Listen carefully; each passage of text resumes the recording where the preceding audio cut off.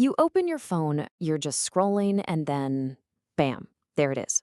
That feeling, that little sinking pit in your stomach when you see somebody else's crazy wealth on display, and suddenly you feel like you are so far behind. Well, today we're going to pull back the curtain and figure out exactly why that happens, and more importantly, how it's actually designed to stop you from building real wealth. Oh, you know this scene, right? He's telling you all about his automated crypto bots and the duplex he house hacked.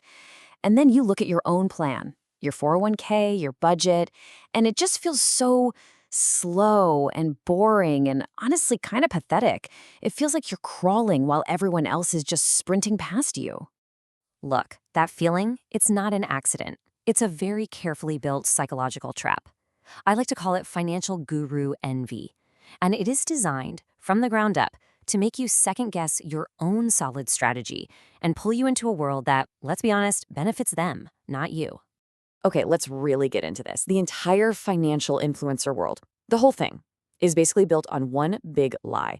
A lie that our brains are unfortunately just wired to fall for every single time. You see, we've got this little glitch in our brains, a cognitive bias, that makes us think complexity equals value. So if a strategy involves day trading or leverage or some crypto thing you've never heard of, it just feels more powerful, doesn't it? It feels like you've been let in on some big secret. And this is where the battle happens, right here. It pits our ego against our actual success. The complex lie feels great now. It promises a shortcut. It makes you feel like a genius. But the simple truth, spend less than you earn, invest the rest, while it's boring as heck, is the only thing that has ever been proven to work over the long haul. Slow and steady just doesn't get a million views, you know? All right, let's just go ahead and shatter the illusion of what a real millionaire actually looks like. Because the people you're envying online, a lot of them are just performing a lifestyle, they're not actually living it. So this is Patricia.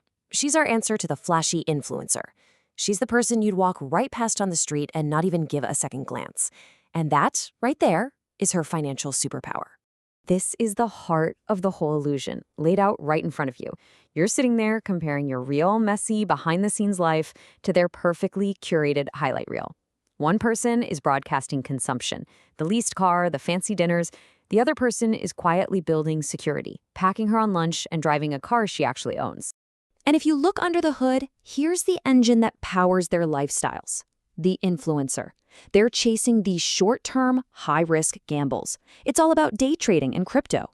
Patricia, on the other hand, she's playing a totally different game. It's a game based on time and discipline, not timing and luck. So here's the kicker, the really crucial point.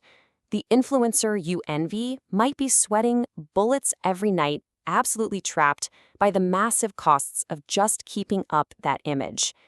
Patricia? She's genuinely wealthy because she doesn't perform rich. See, real wealth, it's almost always invisible. Okay, so we get it, logically, right? But even when we know all this, why is it still so incredibly hard to just stick with the simple, boring plan? Well, it all comes down to a battle that's happening right inside your own head. This is it. This is the hardest part of investing, period. The strategy itself is so simple a kid could get it, but actually doing it means you have to walk through a psychological minefield.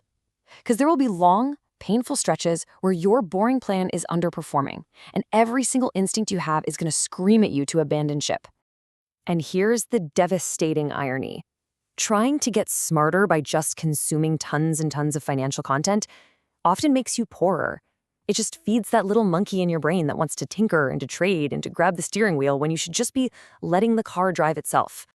And this brings us to this now famous internal study from Fidelity. They dug into their own accounts to see who is actually getting the best returns.